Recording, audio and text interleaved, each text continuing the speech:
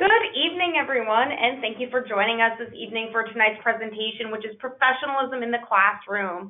Tonight's presentation is being brought to you by the South University Career Services Department. My name is Dr. Mary Catherine Arnold, and I am the Career Services Senior Advisor here for the online programs. Before we jump into the exciting content of how to act professional throughout your classes and during your time at South University, I do just want to take a moment just to go over some housekeeping items. So the first thing that you will realize is that you are all in listen-only mode. This means that throughout tonight's presentation, should you have any questions, you won't be able to necessarily voice them. But on the right-hand side of your screen, you will see a questions box. Just type in your questions there. I will try and go through some questions throughout the presentation whenever I see them, but I also will be sure to set aside some time at the conclusion of tonight's presentation to go through any additional questions that might have come up or something that might come up that maybe I was waiting until later in the presentation to discuss. In addition, I wanted to inform you that I am recording tonight's session. So we will be sure to post our recording on the YouTube channel or on our YouTube channel within the next couple of months, as well as I will be sure to include the recording of tonight's session in the follow-up email that you're going to see within the next day or two. In addition, I wanted to let you know that if you happen to misplace the follow-up email that will be sent to you, you can always access this video by going back to the registration link. When you click on the registration link, you'll have to just kind of re-register, and then it will take you right to that video, but it will definitely be there for you. In addition, before we jump into the rest of the content of tonight's session, I do want to also remind you that we have a lot of great and exciting presentations coming up, things that will probably help you with your career development, and just talking about the next steps as far as, once you're a student, how you should be thinking moving forward throughout your career and throughout your education here at South University. So be sure to check out all of those presentations in this upcoming presentation underneath in your campus common underneath the My Events tab. So definitely make sure that you check them out because there are a lot of things that are beneficial to all of our students. But enough about the boring stuff. Let's jump into the reason why we're all here this evening. So the goal of tonight's presentation is really to help you see the impact that you can make for your future career by being focused on the way you act now while you're still in school.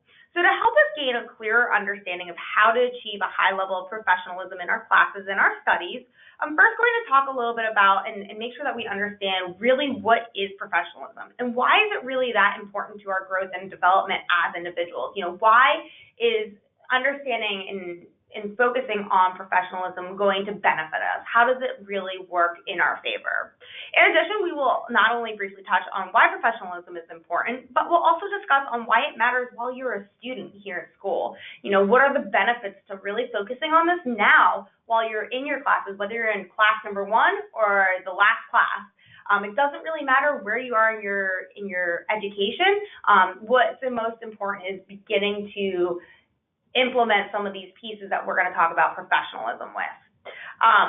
Nearing the end of the presentation, we will also talk about really kind of how to achieve professionalism in the classroom.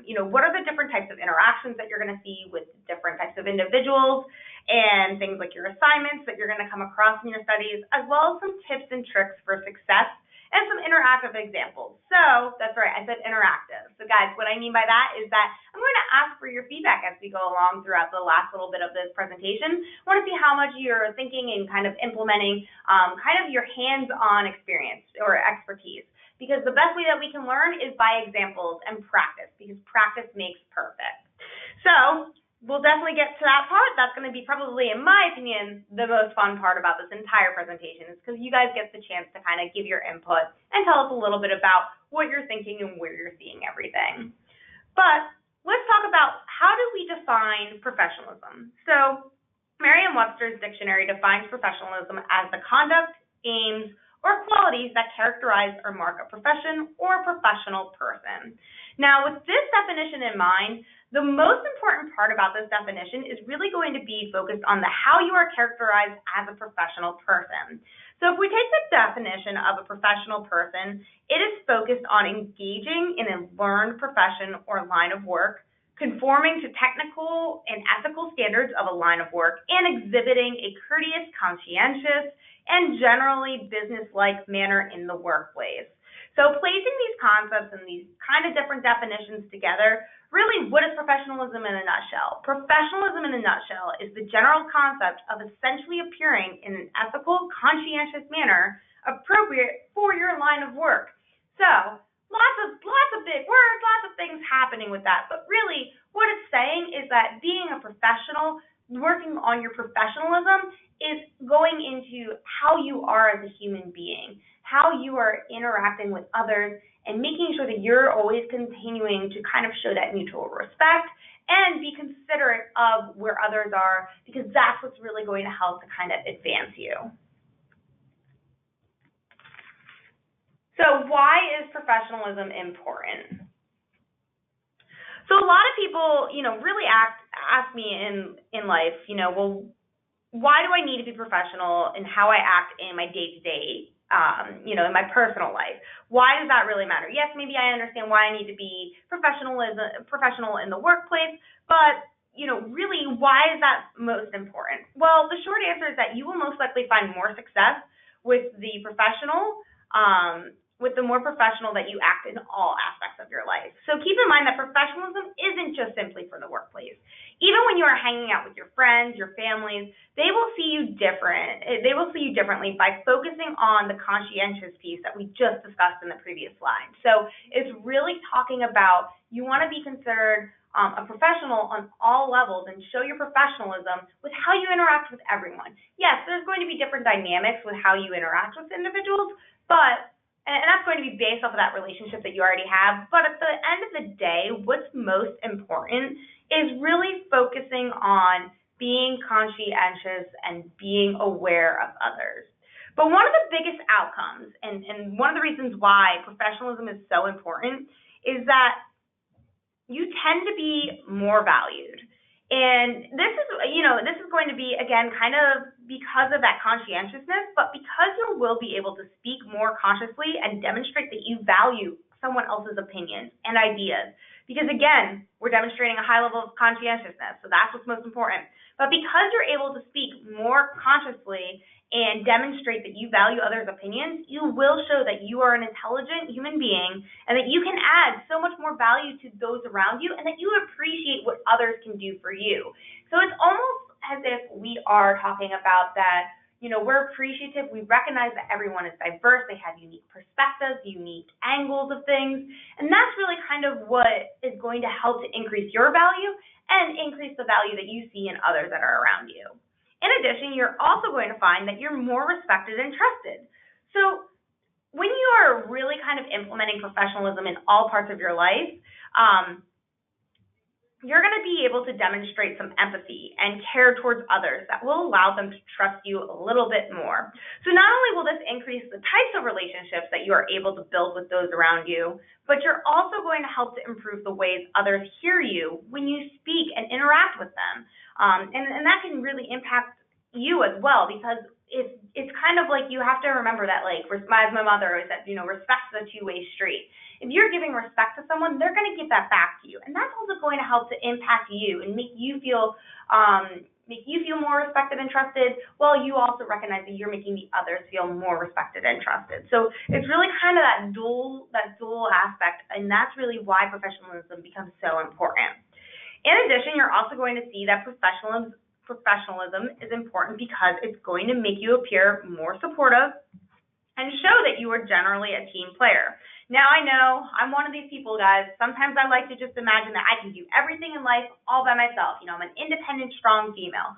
But at the end of the day, I recognize that as much as I want to imagine that I would be okay being alone, and that I can get through anything all right, that it's innate in us as humans to really want to be included and to want to be involved. If you are appearing supportive and as a team player, it is going to make others feel more involved, which is going to increase that value that we just talked about and that respect and trust that they're going to have in you, as well as it's also going to help to make you feel more involved. So professionalism does a lot for not only those around you, but a lot for your inner being, a lot for your heart and soul as well. Now, all these pieces together also help to improve your vision, or your image. So really, how are the others kind of looking at you? If we break down why professionalism is important, even on a further level, let's think about how all these pieces not only impact you personally. So right now, I kind of just talked about kind of the personal aspect. But if we look into it a little bit further, you're going to see that, it really does help you on a professional level too. And it really is going to have, if you're doing these things, if you have increased value in your organization as a result of acting more professional, you are now demonstrating different skills that maybe you hadn't had a chance to show earlier to your boss or to your peers or to your colleagues or to clients even. And that could really help to place you ahead of others in the organization, whether it be for a promotion, or maybe it's a chance to be on a special committee. In addition, because you are more respected and trusted, it's also showing your ethical nature. And that's another huge piece about professionalism, is appearing ethical and making sure that you're making those right decisions, that you have a strong foundation of knowing what's right and what's wrong. And although some companies may be corrupt, guys, I'll be honest, I've worked for corrupt companies. It wasn't a place for me because of who I am. And that's going to be something that you're going to maybe have to see. But even if you work, or you did work, or you are working for a corrupt company, if you're showing that you are ethical, you have less things to worry about as far as lawsuits go. Your name won't be tarnished in that. You also can think about that, if layoffs come around as a result, like maybe the government gets involved and steps in, you might be able to get across and get around those layoffs, because they'll see that you were approaching your business and your work ethic and just the way you approached your work was with an ethical nature. So a lot of things go into play with that. And the act of professionalism, especially in sales, could even help you to improve your sales, because of the fact that people are going to, and your clients are going to really kind of respect and trust you. And, I can tell you, I used to do sales. I did sales for probably about 3 years when I first started off from school. And really, my success was because I didn't try and strong arm people into doing what I felt like was right. Yes, I would tell them why I felt like this product or this policy or whatever it was a good investment for them. But at the end of the day, I wanted them to have all the facts, and I approached it all with an ethical nature. And I told them, this is what I like about it, this is what I don't like about it, and that made them want to trust me. I had people actually come up to me when I had worked in a pair with other sales representatives, and they said, we wouldn't purchase anything from him, but we'll purchase something from you because we like the way you approach it. We see that you really do have a genuine care. So right there, that professionalism, just even having that strong ethical background, that's really going to be something that could benefit you if you're in that type of line of work. And even so, even if you're not, even those people around you are going to want to trust you. They're going to work harder for you if you're a boss. There's so many other components that go into it. Now, if we continue to break down the path, or continue to go down the path of why professional is important to showcase, especially in your career, one of the major things that you're also going to see is just, when we're taking these bullet points, is that being that supportive team player, supporting others. They won't want to necessarily avoid working with you, even if you're someone, and I'm a kind of a control freak, guys, so I understand. There are moments where I look at group projects and I'm like, ooh, I don't want to necessarily do that. But if I trust the others around me, and if I know that we're all working towards the same goal and they are just as motivated as me, I will trust and respect them because of how professional they are about their line of work. So again, that's going to really help you. In addition, if you aren't really that team player, and if you don't really approach and have a professional, kind of like a professional appearance, then they might think that you're selfish or only driven by your own success, which again, is going to be a huge turnoff to them, because they're not going to want to pair up with you because they feel like they can't trust you. And again, if you are looking forward or towards promotion, moving up the ladder, this could really hurt your chances at that, because you might not have that opportunity to give them more responsibility because people just don't view you in that right image. So it's really about building that image. Now, the main thing to think about, though, is not only why professionalism is important in life in general and how it kind of helps your career, but why you should focus on it so early in life. So focusing on your professionalism should not start at graduation. It should not start at the moment that you say, okay, great, I've graduated from South University, let me try and find a job. Let me put on my best suit, and go out there, because that's not going to show a genuine professionalism on your end. It should really start at the beginning of your collegiate career. Now, I know that not everyone here at this presentation, you guys might not all be at that point where you are just starting your collegiate career, and that's okay. What you want to do from tonight's session on is that you want to start implementing some of the things that we're going to talk about in tonight's session. But one of the first things to remember is that, and why professionalism matters while you're in school, because guys, school is all about learning. Although you want to practice professionalism as soon as you can, so that way you can really build a strong sense of how you want to practice as a professional, and you can really kind of grow that big sense of how you can grow in your career. We have to recognize that we're not going to be perfect right from the beginning. And honestly, professionalism and working on the skill is something that you're going to continue to develop, most likely until the day that we die. So just like any skill, professionalism does take time to practice. Practice makes perfect. And it's something that, like I said before, it's going to be a constant thing that we're going to grow and develop as human beings and as individuals. Now is the best time to start working on these skills, because when something goes awry, someone's going to be there to help better guide you and give you that advice on other approaches that you could have, or you could have taken, or that you can take, to really kind of help give you that strong foundation for when similar types of events happen in the future. And, and I say that you want to start now because you have your instructors, you have your academic counselor, you have your financial counselor, you have your career services advisor, you have South University here to help you with your professionalism. And that's one of the greatest things, because not everyone is as fortunate when they leave college and they start their first job. Not everyone is fortunate to have a boss who cares about their professional growth and development. And if you don't necessarily have that person, or if you don't have someone that you can turn to help guide you with your professionalism, it's going to make it really challenging, and you're going to feel sometimes lost. Sometimes you're going to maybe make bigger mistakes than you could have avoided if you had that practice while you were in school. Now, in addition, the relationships that you build while in school could really help or impact your career after your education. So one of the most important things to remember is that you never, ever, ever want to burn a bridge in life, because you never know what the future will bring to you.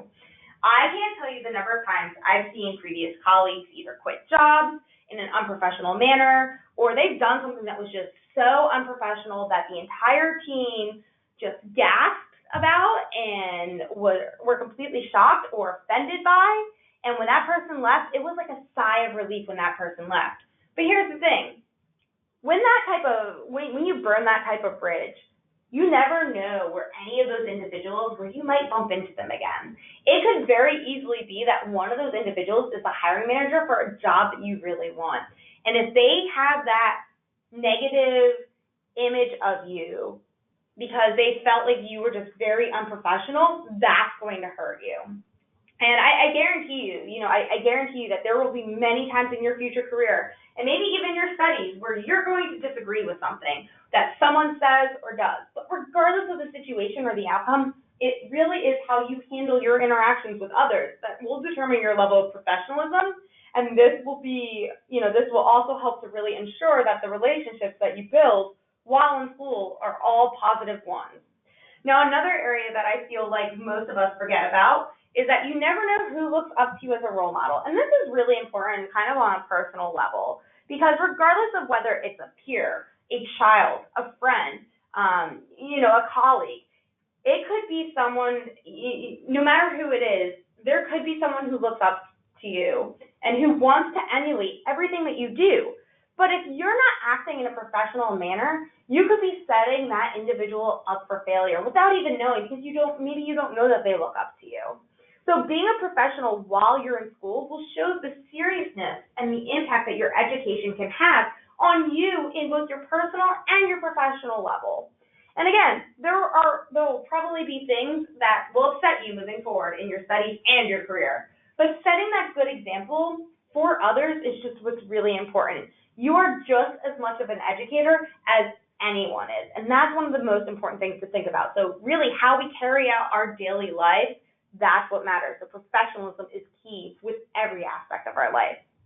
Now, You also want to consider that professionalism is important while you are in school, not only because of the conscientious perspective that we talked about, but also because of that ethical nature of being a professional that we also mentioned a little bit earlier. So while you are in school, you need to demonstrate that you are ethical, because one bad mark on your permanent record could really dictate the rest of your career, whether it is your educational career or your professional career. Think about even when we were back in elementary school, middle school, even high school, and let's say you saw your friends get a detention, or hey, maybe you were even one of those people who got a detention. That went on your permanent record. That impacted your professionalism piece already right then and there, because that impacted what schools might want to look at you to take you on. That could have impacted what types of jobs you would have been eligible for getting out of school. So not only are your grades a part of your file, but so are your actions. So we need to show that we have integrity while in school, because those who show that they have integrity and maybe even some grit, those individuals are the ones who paint themselves in the best light, and they show themselves that they are very professional. So remember, when you are done with school, the goal is going to be looking for a job. So that means that what you do in your education and your time at South are also all resume builders. So being able to show that integrity, that grit, the successes, everything that you've experienced really helps to build your credibility and shows you as a professional. And that's what it's all about. Again, professionalism starts here and now while you're in school. So you may be thinking, well, that's great. I now kind of see why it's important, but how do I really achieve professionalism while I'm in school? Well, the answer to that is kind of simple. Think about the types of interactions that you have and how you communicate with them, and how you communicate with the individuals that you're interacting for. So, for instance, if I had to break it down, the most common 3 categories of individuals that I see students interacting with, it's going to be, first off, your peers. You're also going to see that your peers and colleagues. You're also going to see that you're going to have faculty and staff interaction.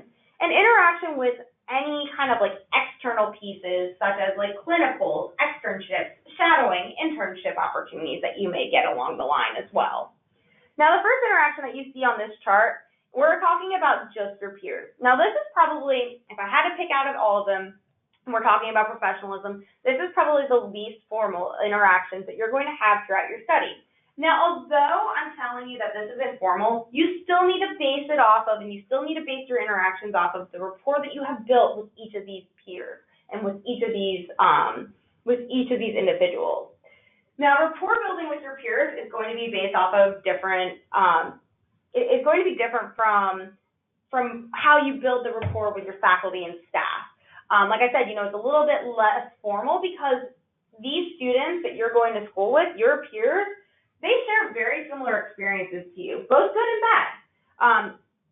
These experiences really are going to be what helps you to build that bond. And despite that you are able to build that relationship, you still need to actively implement conscientiousness about how you talk to them about these different situations. Be mindful of their feelings, their perspectives, and if you disagree, just respectfully disagree. Again, remember, it is okay to not share the same exact feelings as all your friends and family members, but it's how you speak to these individuals that's what matters. This means let's not be combative, let's not be dismissive, let's not be belligerent when we're interacting with them. It's really important to consider when you toggle back and forth between either interacting with them face-to-face and when you are also posting a discussion board or openly discussing a topic in the classroom. And that's one of the pieces that I really wanted to talk about with your peer interactions, because this is where it starts to kind of get a little bit more formal when you're interacting with your peers. Now, although your communication with your peers will tend to be a little less formal than the other 2 categories that I have listed here, such as your faculty and staff interactions and your clinical, externship, and shadowing experiences, it is still possible that your level of professionalism with your faculty and staff could be a little less formal and similar to some of the peer interaction. Generally, this is where you really need to start focusing on how and what you say and do. Now, there tends to be a higher level of formality with these interactions when we're talking about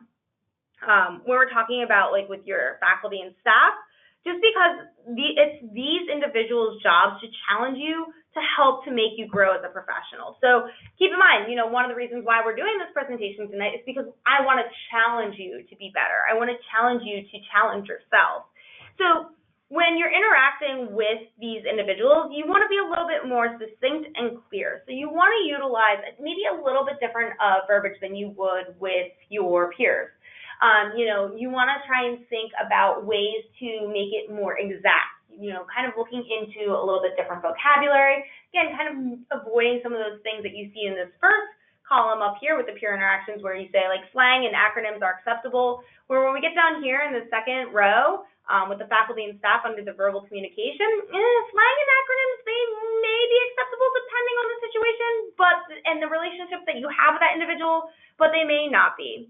So now, when I would say that slang and those acronyms and all those pieces of information may be acceptable when you're talking with your faculty and staff, it might be dependent on the rapport that you have built with them.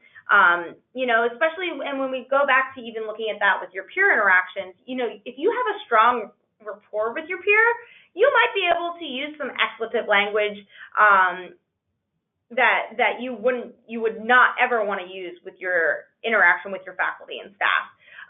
That's regardless of what type of rapport you have built with your faculty and staff, because that interaction is more of a professional interaction. So therefore, because of the way and the dynamic between the faculty and staff members and yourself, you need to kind of approach it more as a little bit more formal. Now, the coursework that you turn in is going to be pretty much about the same level of integrity as you would with the coursework when interacting with your peers. Now, I would say like the only big change that you're going to see between the peer interaction and the faculty and staff interactions when it comes down to the coursework is really that when you're submitting your coursework to your instructor for review, there is going to be a little bit more scrutiny on your ability to proofread, as it's not expected as a tool for discourse with you, but rather a tool to demonstrate your knowledge base. So even though your faculty members and your instructors may be reaching out to you and may encourage a little bit more information about one of your discussion board posts, or may want to challenge you in a different direction about your discussion board posts, that's not necessarily to have that conversation with you. It's really to see what you can find that supports your opinion, or what you can find that supports the topic that you are talking about. Now, the area you will really see where your professionalism varies in your interactions with your faculty and staff compared to with your peers is really going to be with those written conversations, especially emails. And guys, I can't stress this enough. Emails with your faculty and staff are going to be the one area that really helps you to build your professionalism for your career growth and development. The number of times that I am astounded by individuals I've worked with in the past, individuals that I currently work with, when they send me emails that I can't even understand what they're trying to get at, because they're just shortening everything, they're not formulating clear thoughts, they're using slang. It makes my job very, very hard, and it seems very unprofessional. So by already kind of practicing this with your emails to your instructors and to your staff members, like your academic counselor, your financial counselor, this is really going to help you to grow and develop as an individual. Now, when we're talking about these emails, how you kind of create that professionalism right from the get-go, these should all be formal interactions. So it's important to remember a greeting or a salutation in the beginning. So like a hello, a dear so-and-so. When you do this, you want to utilize their name, that person's individual name, and try and get it right.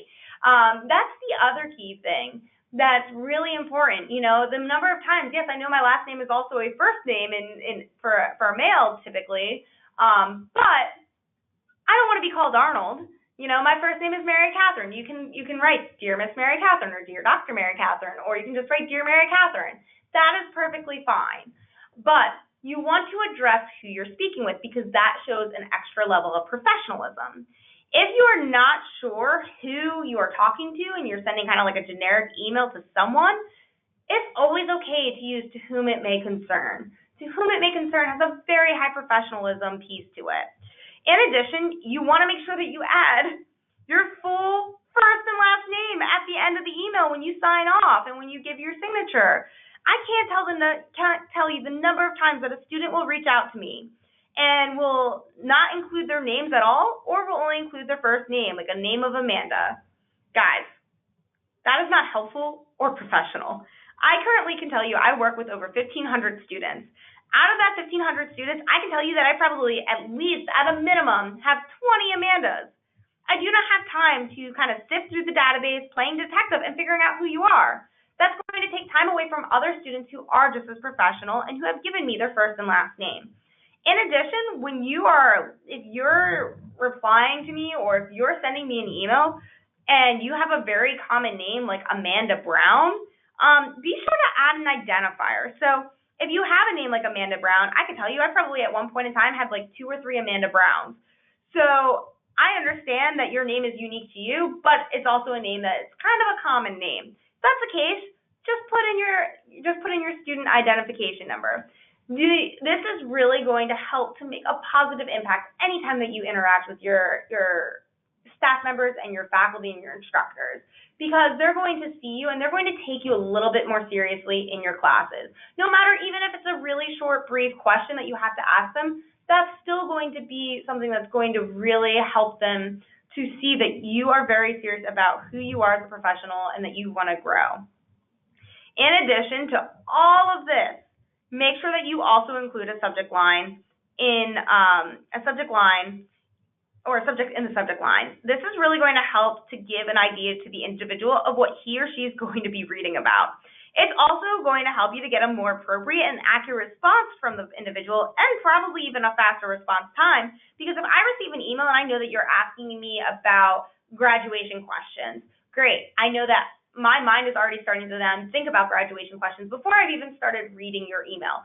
So by the time I get to your email and I've seen that you're asking me about graduation questions, well, now I can probably just kind of rattle that stuff off to you really quickly, because that's already kind of in my mind. Some people group their emails together in chunks based off of the subject line. So that, again, can help you to get a quicker, more accurate response. If it's something that he or she knows about right away immediately, they're going to respond right away.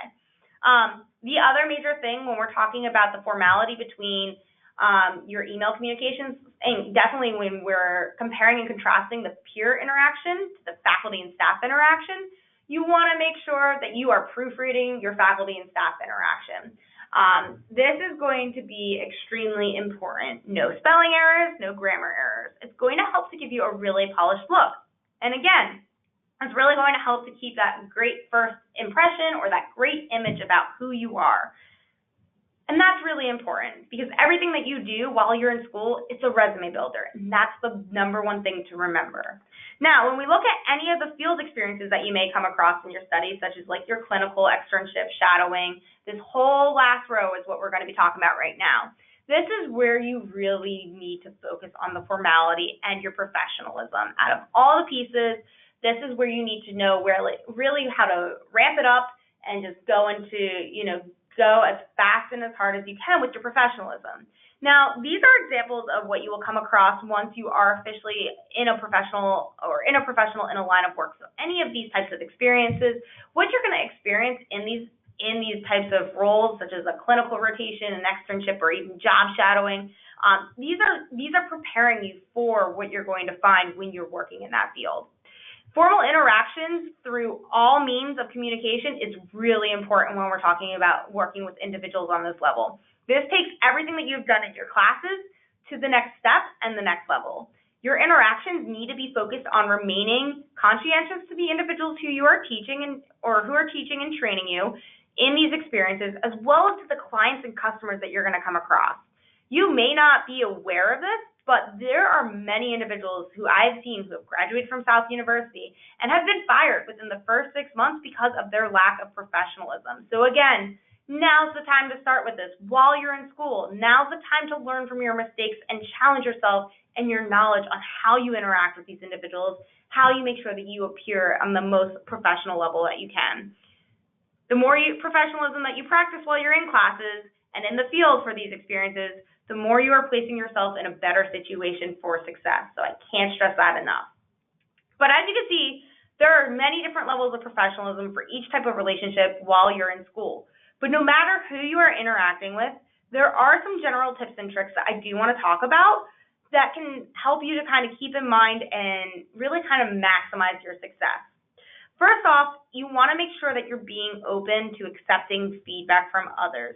Feedback helps you grow. Whether or not you are good at receiving feedback, go into any time that someone's giving you this type of feedback, this type of response, go into it with an open mind. I'll be honest, there are plenty of times where I've received feedback from my boss or from previous bosses where I didn't necessarily agree with what they were telling me to do, or I didn't really agree with what they had to say. But the one thing that I did learn is that they are saying something about this because they think it's important. So maybe it's not necessarily that I implement what exactly they're saying, but I look at the processes or the procedures that I'm already doing, and I go in and I reevaluate my methods. How can I make it to get to maybe the end result that they're really kind of seeking? So, and this goes back to the point where, you kind of have to willingly accept it and just actively listen, because there's going to be something that you are completely in agreement, and maybe it's going to be something that you're like, well, you clearly missed X, Y, and Z happen. And that's perfectly fine if that's the case. Just the one thing that you need to remember is when you're being open to accepting feedback, you can't be combative. Be willing to accept it, actively listen. Again, really at the end result, it's okay to not 100% agree with anything and everything that everyone says to you. You just have to show that you're willing to kind of hear it and to grow in some manner. You also want to be proactive. So this is really important too. In order to achieve a high level of professionalism, you have to be willing to take the initiative. If you do not push yourself, especially while you are a student, and you have the time and ability to do so, you may find it harder to implement certain skills and grow in your career in the future. You also always want to think before you act or react.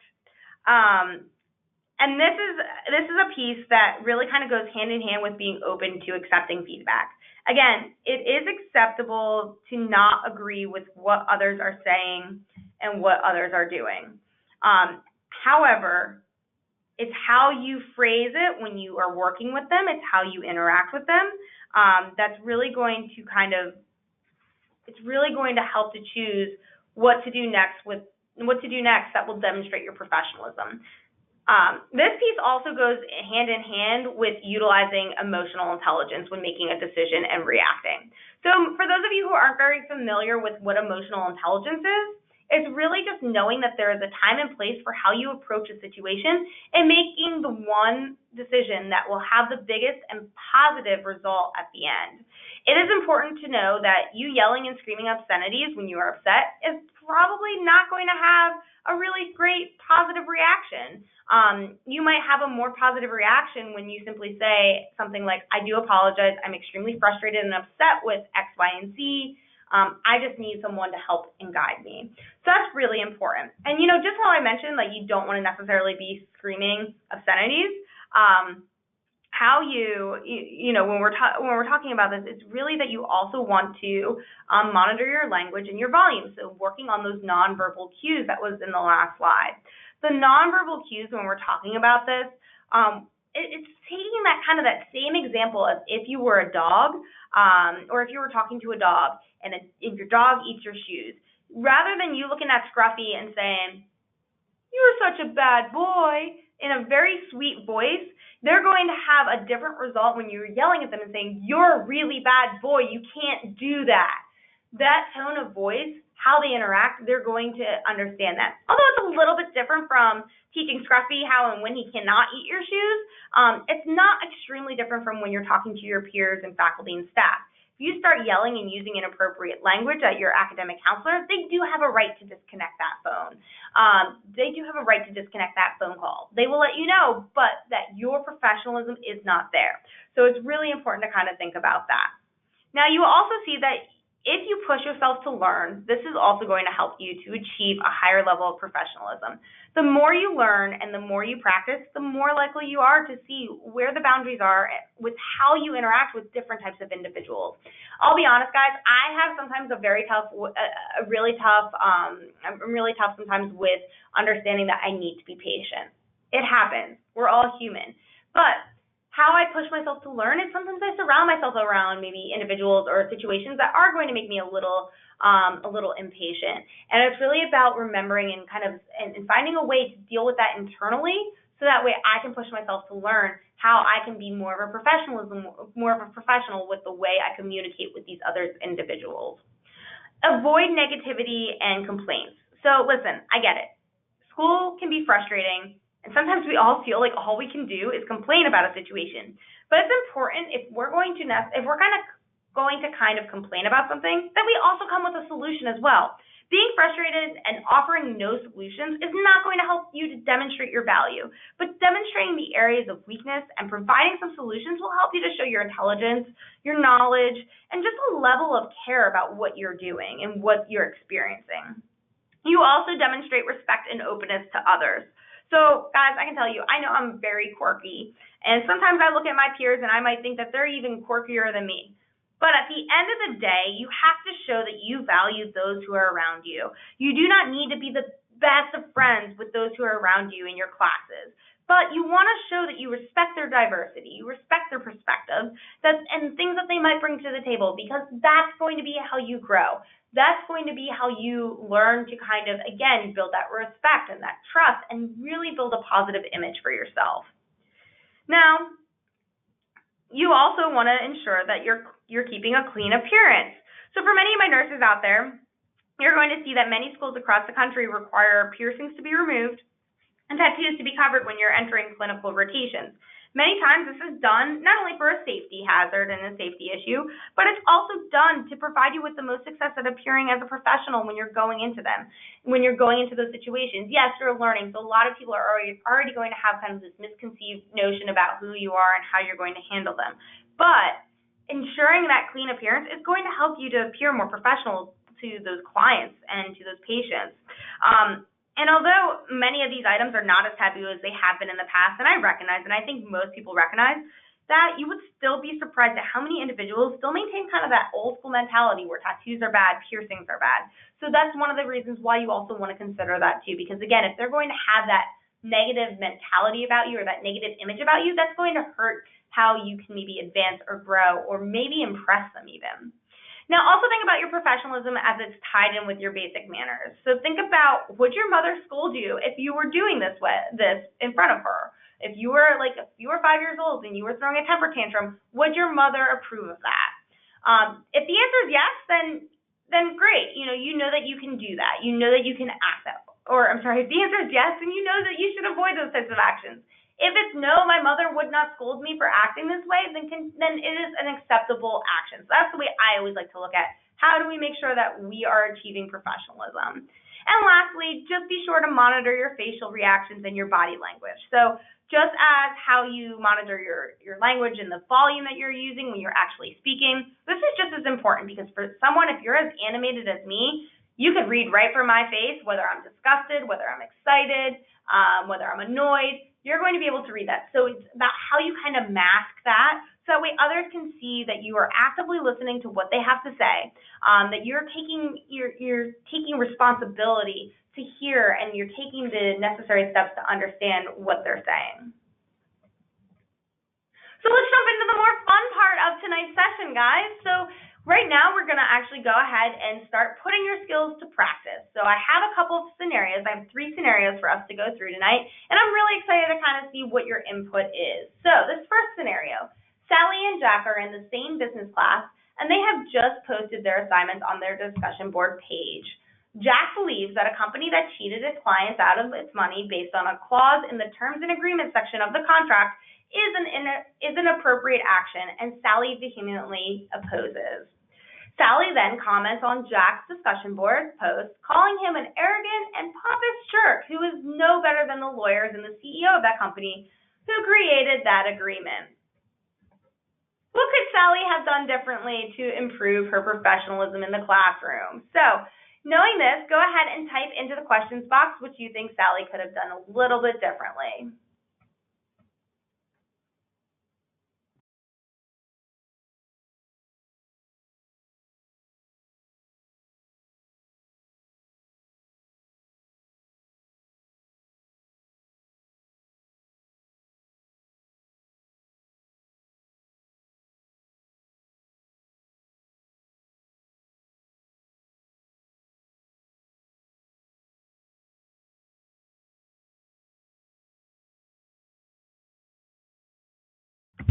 All right, so she could have acknowledged how he felt and give her viewpoints in a professional manner. Absolutely. So, and I think that that's absolutely fantastic. So I think, it's definitely something where you could say something and you could approach it where in your comment, in your response to Jack, you could be like, okay, Jack, well, I definitely, I think I would definitely have to disagree with your opinions and your perspective on this because of X, Y, and Z.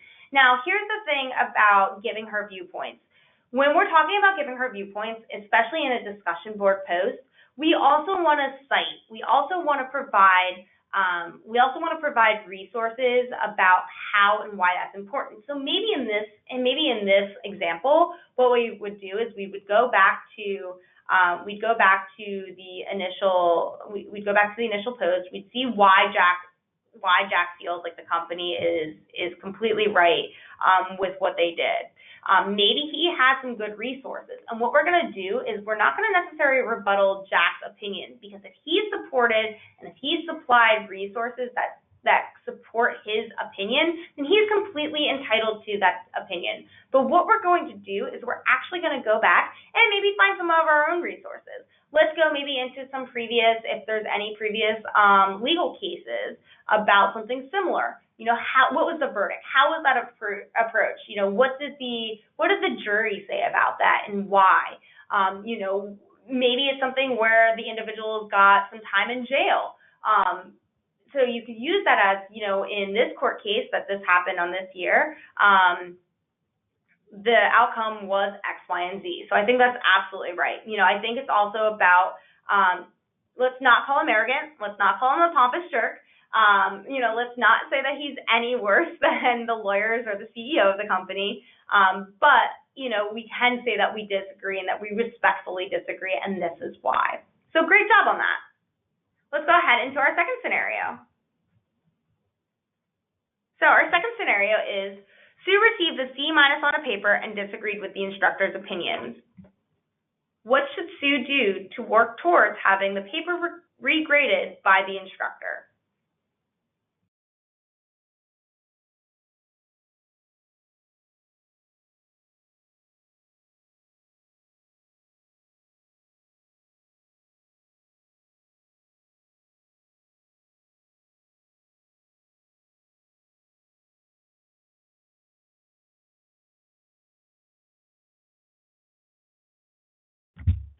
So one of our responses is she could send the instructor an email. Absolutely. I don't think that that's a bad thing. However, here's what I would say in this type of situation. I think sending an email, it depends on how you phrase it.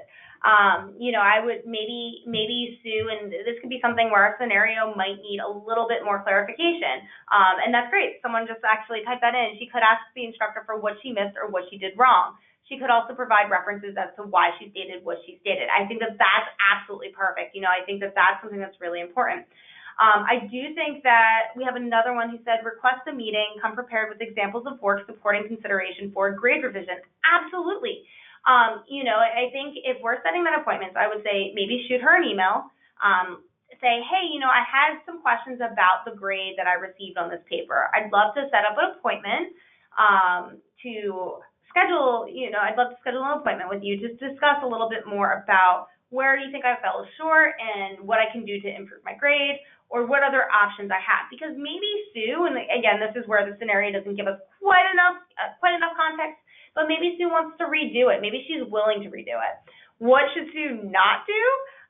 Sue should definitely not send the instructor an email saying, how dare you give me a low score? I did everything that you asked me to do.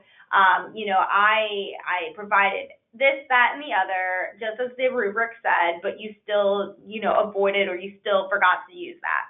And it could be something where maybe the instructor did provide her with thorough details of where she wanted, and it looks like the instructor missed it. If the instructor missed it, I would say, hey, I do have some questions about it. I'd schedule that appointment with the instructor. I'd call that instructor at our scheduled appointment time, and I'd go over and be like, hey, so, I know in my paper you said that you didn't see me define this definition, or you didn't see me provide an example of this.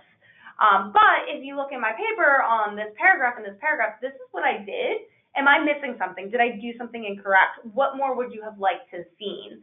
And a lot of times, if you approach everyone with kind of this mutual respect, if you approach things with a very calm manner, you'd be surprised at how many people will just completely say, oh, you know what? Here, like, I'm sorry that you seem to have misunderstood what I wanted. Here, let's go for a second chance for it. So absolutely, great job on that, guys. So our last scenario is Jared is going into his third week for a clinical rotation, and he feels that his preceptor is not preparing him. Jared reached out to his academic counselor to see if he could change preceptors, but unfortunately, he is not able to do so at this time. Due to the situation, Jared is becoming frustrated and upset, and it is negatively impacting his grades. How can Jared remain professionalism when he's trying to develop a resolution with his preceptor?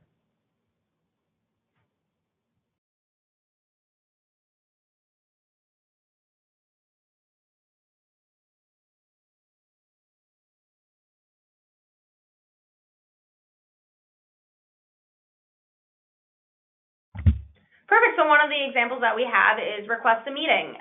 Absolutely. So I think with this scenario is that you do need to ask to sit down and discuss the situation.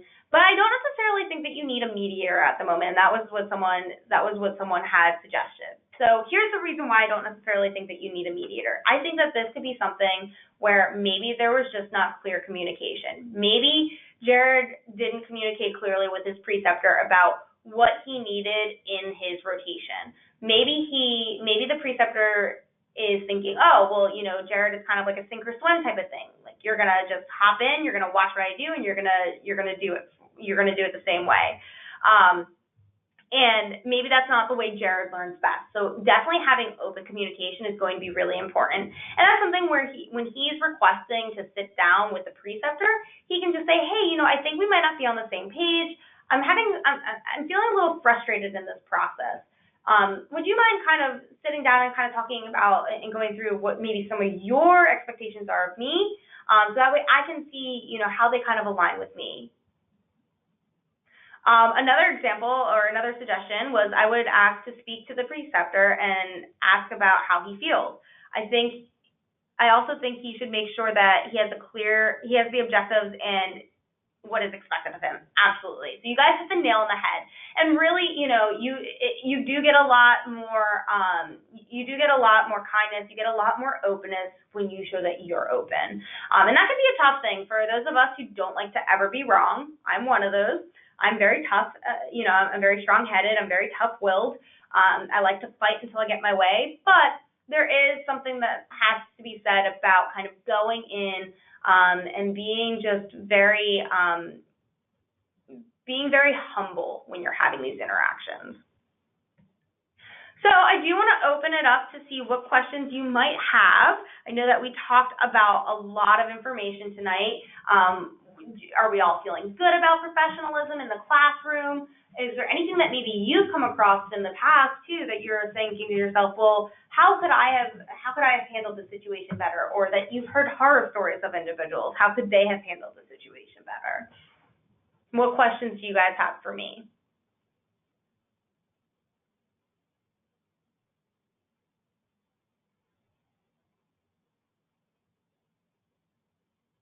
One of the questions is, do you think calling a professor when you have something that you need resolved is more or less professional? I think that is going to probably be a little bit easier than going back and forth. However, I would not say that you want to call them right out the gate.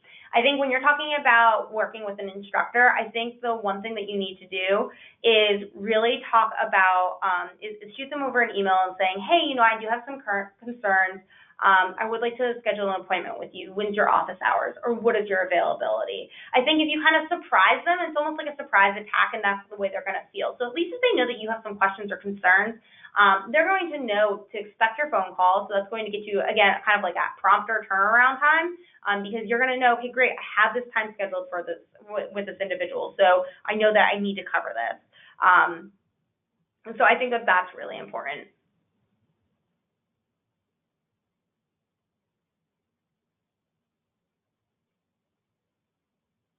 You mentioned focusing on appearance as a helpful tip. Do you think I need to dress business formal, business casual, or is there any specific type of dress that I need to be more professional when I'm in my classes? So I think that's a great question. I think that's completely up to you as an individual.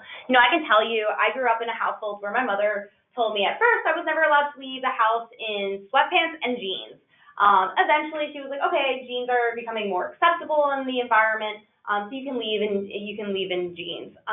So even going out, like even if I go to the grocery store, I almost have this innate sense where I need to change to at least appear somewhat professional. I don't want to go, unless I'm going to like Home Depot after I've mowed my lawn, I don't want to go with just dirt covered all over me. I don't want to look like I just woke up and rolled out of bed. I know sometimes, guys, that happens. We're all humans. We all kind of hit those bumps in the road, but I would say generally, it's kind of up to you. I think that it also depends on what type of level of courses that you're in. So for those of you who are maybe in a bachelor's program, I think, rolling out in a lot of casual types of clothing is perfectly fine. I think if you're kind of in like an MBA type of program, a master's in science and leadership, if you're in more of a program that has kind of more that professional sense, then you might want to dress to look the part. Dressing to look that part is also going to make you feel really good about yourself. So you're going to dress to impress at that point. I'm not saying wear a full formal suit every single day to every single job that you go to. Absolutely not. Or every single class that you go to. I think that's a little bit overkill. But I think that there's nothing wrong with, kind of making sure that you don't necessarily look like you just rolled out of bed, putting in a little bit of effort. I can tell you I've never worn makeup. I'm not one of those types of girls. So, that wouldn't be something for me. But if you're someone who really likes to be done up, then that might be, something that you really care about when you're going into your classes as well.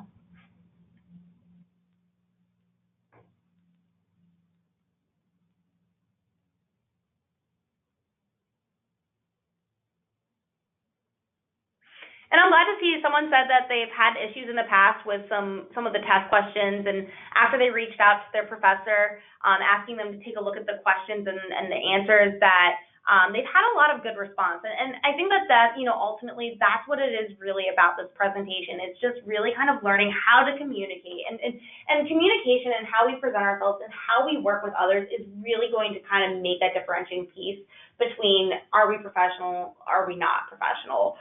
So I think that that's a great example, and I'm glad to see that you have had that experience and that you've had a positive outcome. And then we have one more question. If I had a conduct violation against me, how do I rebuild my professionalism in the classroom? So conduct violations are definitely tricky. It's one of those things that, it does kind of go on your permanent record. However, we all make mistakes. We've probably all done dumb things. I used to consider myself a very good kid, but you know what? I'll be honest. When I was in middle school, I got a detention for something stupid. So it happens. It is something that happens. We all make that one mistake. It's how we recover from that mistake that's going to be important. Really, what steps do you take next, and what did you learn from it? Being professional, if you had that conduct violation, maybe because you plagiarized on something, okay, well, was it intentional? Was it unintentional? If it was unintentional, then did you learn kind of how to avoid that in the future? If it was intentional, you need to recognize why did you do that, and making sure, was it worth it at the end? Because I can tell you it's not ever going to be worth it. But you need to come up to that conclusion on your own. So, how you come back from a conduct violation is just by putting your best foot forward every single time, trying even harder, working even harder, making sure that all the good things that you end up doing outweigh that one bad experience. Awesome. Well, that looks like all the questions that we have for this evening's session, and our time is just about up. So again, I do appreciate you for attending tonight's session. I hope that you found this extremely beneficial and helpful, and I hope that you will all start kind of pushing yourselves to work and think in more of a professional, direction. Like I said, it's something that is continuing. It's ongoing for no matter who we are, no matter what we are, no matter what our background is. Professionalism is an ongoing task that everyone needs to work on, regardless of your experiences. So it's something that you can always work to improve upon. So again, if you missed any of the information in tonight's session, there will be a follow-up email in the next 2 to 3 days with the recording of tonight's presentation, so check that out. Again, please feel free to check in and sign up for any other presentations and webinars that we're going to be having in the Career Services Department over the next couple of months.